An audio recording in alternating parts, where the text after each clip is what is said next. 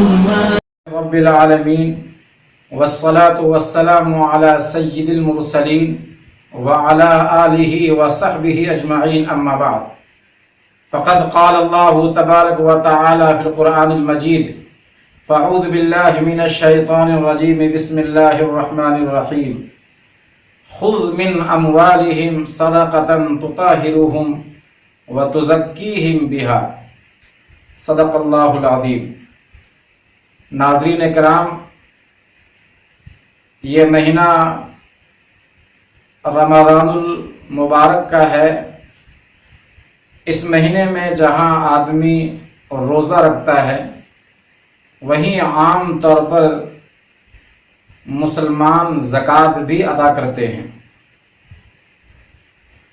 آپ جانتے ہیں کہ زکوٰۃ اسلام کا اہم پیلر ہے، اہم ستون ہے۔ قرآن کریم میں اللہ تبارک و تعالی نے اقامت صلاۃ کے ساتھ ایتائے زکوٰۃ کا تقریباً 82 جگہ میں ذکر کیا ہے۔ اس سے زکوٰۃ کی اہمیت کا اندازہ ہوتا ہے۔ جس طرح بدنی عبادتوں میں نماز کو اہمیت حاصل ہے، ویسے مالی عبادت میں زکوٰۃ کو بڑی اہمیت حاصل ہے۔ زکوٰۃ ہر ایسے آدمی پر فرض ہے جو صاحب نصاب ہو اور عاقل اور بالغ ہو۔ صاحب نصاب سے مراد یہ ہے کہ اس کے پاس 7.5 تولہ سونا یا 52.5 تولہ چاندی ہو۔ 7.5 تولہ سونا آج کے وزن کے حساب سے 87 گرام 480 ملی گرام ہوتا ہے، جس کی قیمت کم و بیش 3.5 لاکھ روپے ہوتے ہیں۔ اور چاندی 52.5 تولہ آج کے وزن کے حساب سے 612 گرام 360 ملی گرام ہوتا ہے، جس کی قیمت کم و بیش 45,000 روپے ہوتی ہے۔ یہ مسئلہ خاص طور پر ذہن میں بٹھا لیجئے کہ اگر کسی کے پاس صرف اگر سونا ہے اور وہ 7.5 تولہ ہے تو وہ آدمی صاحب نصاب ہے اور اس پر زکوٰۃ فرض ہے۔ اور اگر سونا نہیں ہے، صرف چاندی ہے، تو اس کے لیے پھر وہ 52.5 تولہ یعنی 612 گرام اور 360 ملی گرام ہونا چاہیے، تب اس کے بعد زکوٰۃ فرض ہوگی اور وہ آدمی صاحب نصاب کہلائے گا۔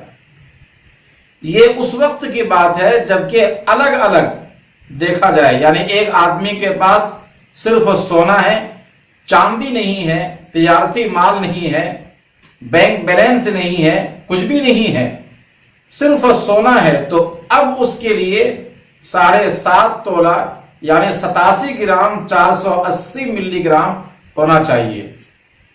یا کسی کے پاس صرف چاندی ہے، سونا نہیں ہے، تو اس کے لیے پھر 612 گرام 360 ملی گرام یعنی 52.5 تولہ ہونا چاہیے، جو مسئلہ منصوص ہے، روایات میں موجود ہے۔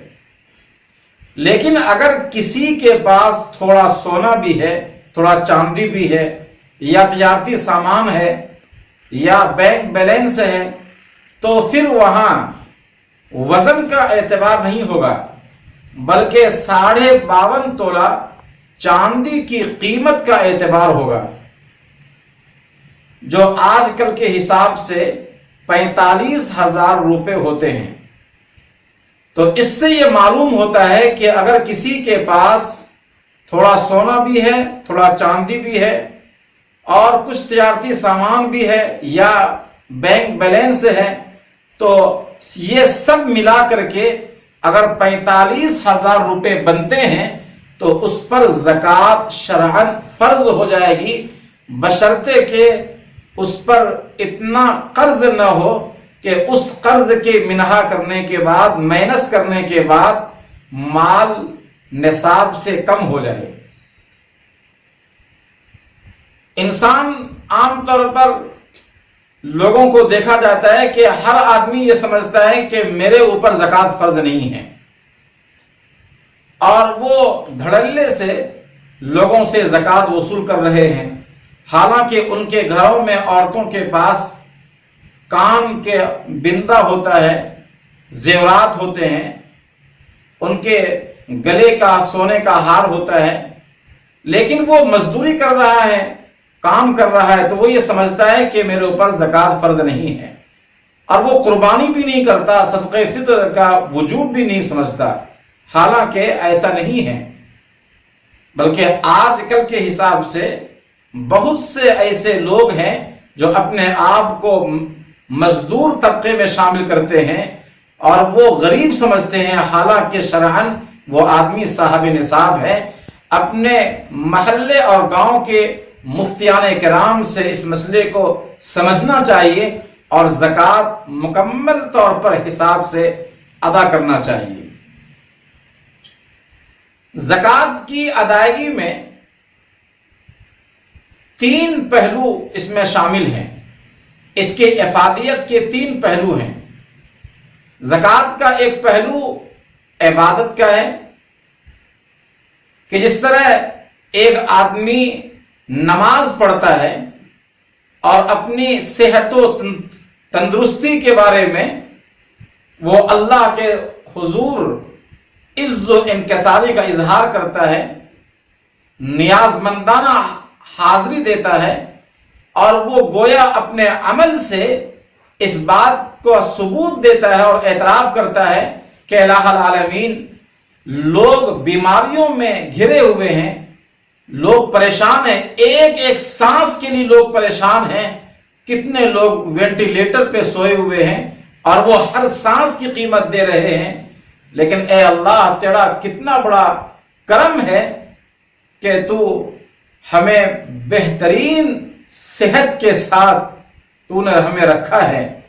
تو زکوٰۃ دے کر کے شکر ادا کر رہا ہے اللہ تعالی کا کہ الہ العالمین، آپ اگر چاہتے تو ہم فقیر ہو سکتے تھے، کتنے لوگ روڈ پہ آپ چلیں گے تو آپ کو ملیں گے وہ 2 روٹیوں کے محتاج ہیں، لیکن اللہ تعالیٰ نے ہمیں مال دیا اور عافیت سے اللہ نے رکھا ہے، یہاں تک کہ پورے سال اپنی اولاد کے ساتھ، بیوی کے ساتھ، ماتحتوں کے ساتھ خوشحال زندگی ہم نے گزاری ہے، اور ہمارے پاس بینک بیلنس بھی ہے، ساری سہولیات ہیں۔ اب اس میں ہم 40واں حصہ یعنی 2.5% اللہ کے راستے میں دے کر کے ہم اللہ کی اس نعمت کا شکر ادا کر رہے ہیں۔ تو گویا اس میں عبادت کا پہلو بھی ہے، اللہ اس سے خوش ہوتا ہے اور مال میں اور اضافہ کرتا ہے، مال کی حفاظت کرتا ہے۔ دوسرا پہلو اس میں خدمت خلق کا ہے۔ سود اور زکوٰۃ میں بنیادی طور پر فرق یہ ہے کہ سود غریبوں کا خون چوس کر کے سرمایہ داروں کے پاس مال جمع کیا جاتا ہے۔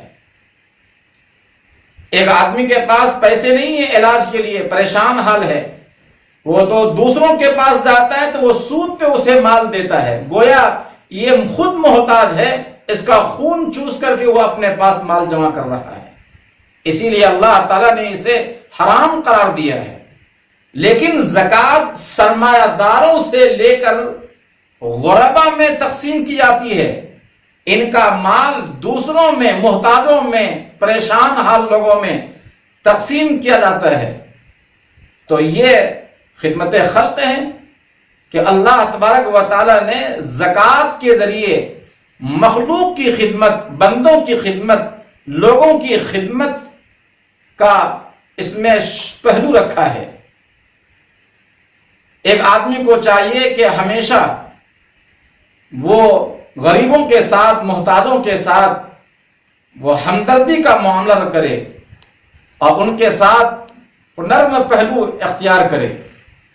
زکوٰۃ کی مشروعیت کی اہم وجہ سماج اور معاشرہ، خاندان کے جو لوگ پسماندہ ہیں، غریب طبقہ کے لوگ ہیں، جو بے کس ہیں، بے سہارا ہیں، ان کو سہارا دینا ہے۔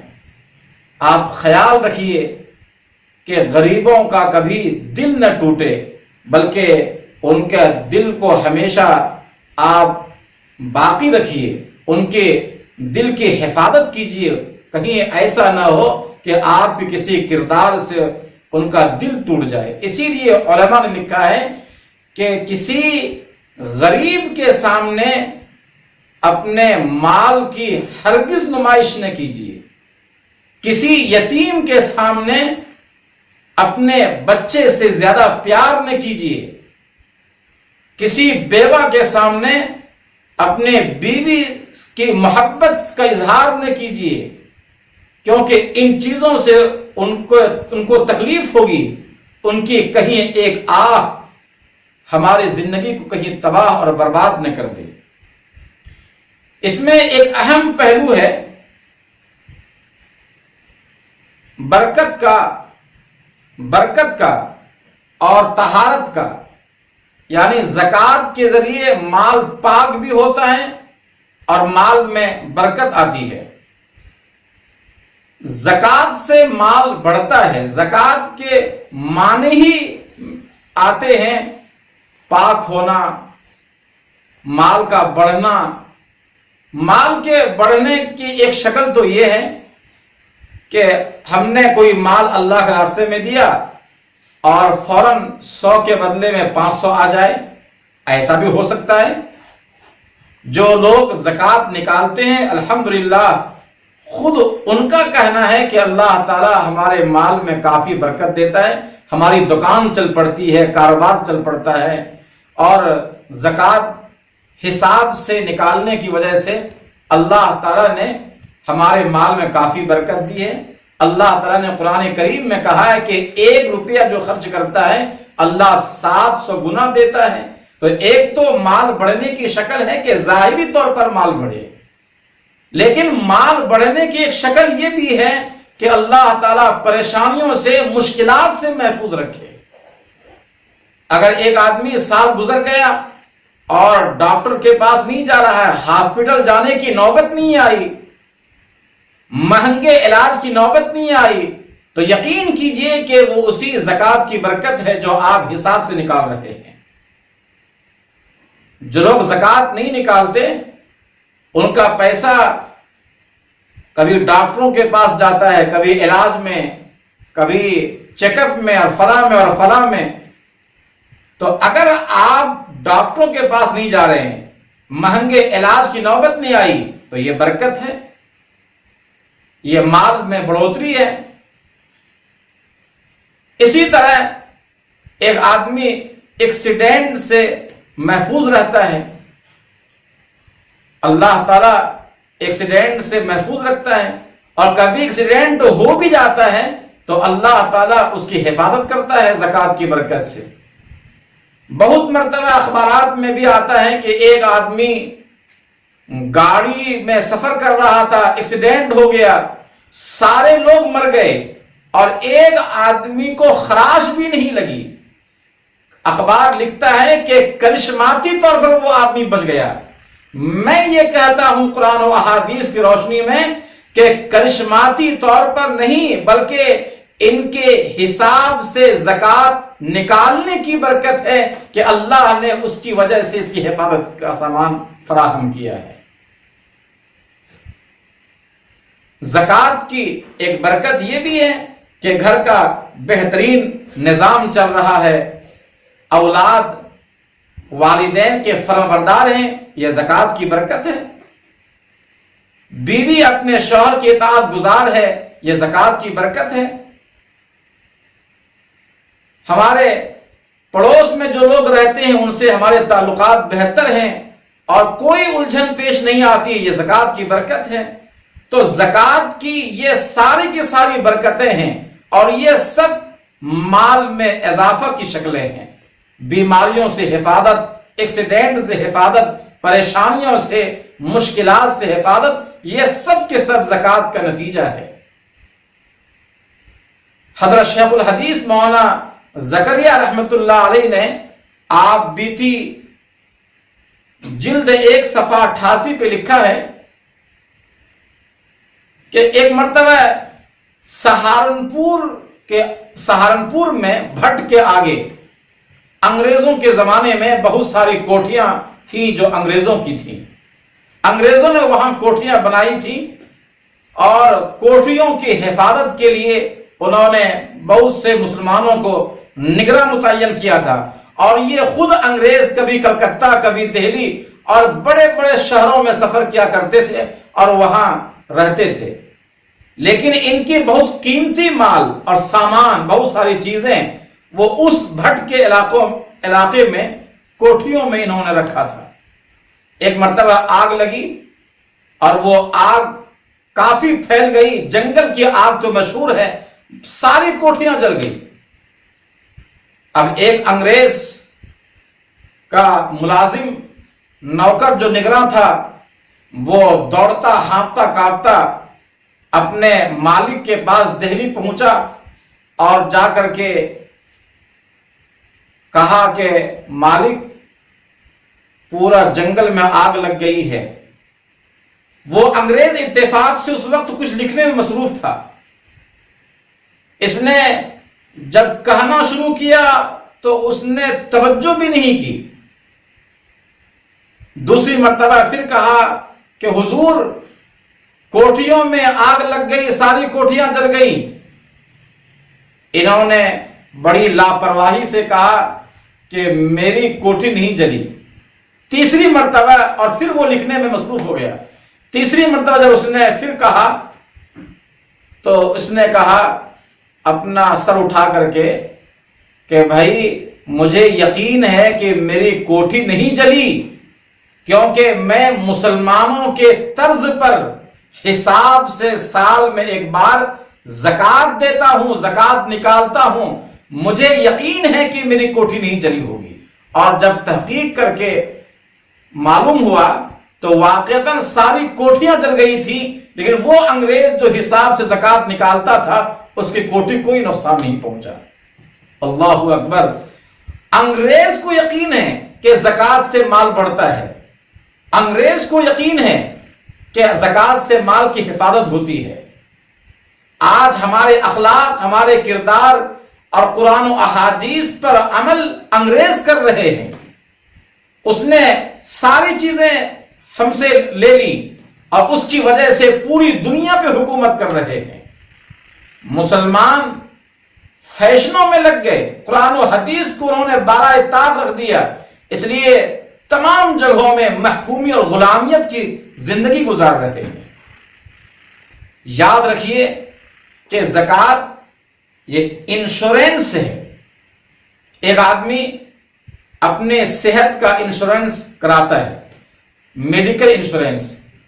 شرعی اعتبار سے، شرعی نقطہ نظر سے میڈیکل انشورنس درست نہیں ہے، کیونکہ آپ نے سال میں اگر 5,000 روپے جمع کیا اور اگر آپ بیمار ہو گئے اور مہلک بیماری میں آپ گرفتار ہو گئے تو 50,000 روپے کا علاج آپ نے اگر کرایا اس کمپنی کے ذریعے تو 5,000 کی جگہ میں 50,000، 45,000 روپے یہ سود بن جائے گا۔ اور اگر پورے سال میں آپ بیمار نہیں ہوئے تو اس کا مطلب ہے کہ وہ 5,000 روپے آپ کا چلا گیا، گویا کہ اس میں قمار بھی ہے اور سود بھی ہے۔ اسی لیے فقہا نے، علماء کرام نے کہا کہ جائز نہیں ہے۔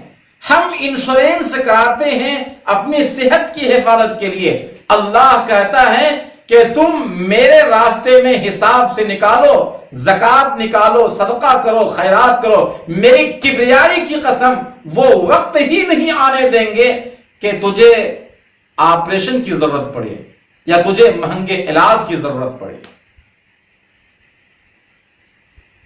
تو اس سے معلوم ہوا کہ زکوٰۃ میں برکت بھی ہے۔ زکوٰۃ تو گویا زکوٰۃ کی افادیت کا ایک پہلو عبادت بھی ہے، دوسرا خدمت خلق ہے، اور تیسرا پہلو اس میں برکت اور مال کا تحفظ بھی ہے۔ مختصر انداز میں ایک اگلی بات یہ سمجھتے چلیے کہ زکوٰۃ ایک آدمی نکالتا ہے تو زکوٰۃ کے آداب کیا ہیں، زکوٰۃ کس طرح نکالنا چاہیے۔ پہلی بات تو یہ ہے کہ زکوٰۃ حساب سے نکالے، سال میں ایک بار اپنی دکان بند کرے، کاروبار بند کرے، اور کاروبار بند کر کے حساب سے زکوٰۃ نکالے۔ اگر کوئی آدمی بغیر حساب و کتاب کے اندازے سے زکوٰۃ نکال دیتا ہے، علماء لکھتے ہیں کہ ان کی زکوٰۃ ادا نہیں ہوتی، خاص زکوٰۃ کی مقدار سے زیادہ کیوں نہیں نکالتے۔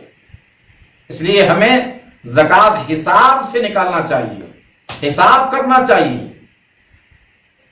زکوٰۃ کے نکالنے کا پہلا ادب تو یہ ہے کہ آدمی عمدہ مال نکالے، اچھا مال نکالے۔ ایک آدمی مفتی ہو سکتا ہے، نمازی ہو سکتا ہے، محدث ہو سکتا ہے، لیکن نیک نہیں بن سکتا جب تک کہ وہ پسندیدہ مال خدا کے راستے میں خرچ نہیں کرتا ہے۔ لن تنالوا البر حتى تنفقوا مما تحبون۔ ہم کیا کرتے ہیں کہ جو کپڑے پھٹے ہوئے ہیں وہ غریبوں کو تقسیم کر دیتے ہیں، جو کم قیمت کے کپڑے ہوتے ہیں، کم قیمت کی ساڑیاں ہوتی ہیں، بازاروں میں آپ جائیں گے تو دکاندار آپ کو دیکھ کر کے پہلے سے کہیں گے آئیے آئیے ہمارے پاس زکوٰۃ کی ساڑیاں ہیں۔ اس کا مطلب ہے کہ بالکل ایسے کپڑے جو پہننے کے قابل نہیں، آپ خود نہیں پہن سکتے ہیں۔ آپ دل پہ ہاتھ رکھ کر کے سوچئے، کیا آپ کا دل گوارا کرتا ہے کہ جو آپ خود نہیں پہنتے ہیں وہ دوسروں کو آپ دیتے ہیں پہننے کے لیے؟ آپ کے پاس جو کھانا سڑا ہوا ہوتا ہے یا کوئی کھانا بچ جاتا ہے تب اس کے بعد غربا میں تقسیم کرتے ہیں۔ ہم چلتے ہوئے جو نوٹ پھٹی ہوئی ہوتی ہے وہ کسی غریب کے ہاتھ تھما دیتے ہیں۔ یاد رکھیے کہ ہم ان کو دھوکہ دے سکتے ہیں لیکن اپنے رب کو دھوکہ نہیں دے سکتے۔ اسی طرح زکوٰۃ کا دوسرا ادب ہے کہ آدمی ریاکاری نہ کرے، اللہ کے لیے کام کرے۔ جس اللہ کے لیے آپ زکوٰۃ دے رہے ہیں، خرچ کر رہے ہیں، وہ خدا ہمارے دلوں کے حال سے واقف ہے، جانتا ہے۔ رات کی تاریکی میں بھی آپ کام کریں گے تو اللہ دیکھے گا۔ مت لیجئے کسی کی ویڈیو، مت لیجئے کسی کی تصویریں، اللہ کے لیے کام کیجئے۔ رات کے تاریکی میں کبھی کبھی غربا اور مساکین کے گھروں میں آپ چاول کے تھیلے ڈال کے آ جائیے، کبھی ان کو ان کی ضرورت کے سامان دے کر کے آپ آ جائیے۔ خدائے پاک کی قسم، آپ کا یہ ایک عمل آپ کی زندگی میں انقلاب پیدا کرنے کے لیے کافی ہوگا۔ ریاکاری سے اللہ تعالی ہمارے تمام عمل کو برباد کر دیتا ہے۔ اسی طرح عمدہ مصارف کو تلاش کیجئے۔ اس کا ایک اہم ادب ہے کہ عمدہ مصارف کو تلاش کیا جائے۔ عمدہ مصارف سے مراد ہمارے رشتہ داروں میں، اقربا میں جو لوگ غریب ہیں، مساکین ہیں، جو محتاج ہیں۔ ہمارے اپنے بھائی سے کچھ رنجش ہو جاتی ہے تو وہ غریب ہونے کے باوجود ہم ان کو زکوٰۃ نہیں دیتے، ان پر خرچ نہیں کرتے۔ ساری دنیا کو ہم زکوٰۃ دیں گے لیکن اپنے بھائی کو نہیں دیں گے۔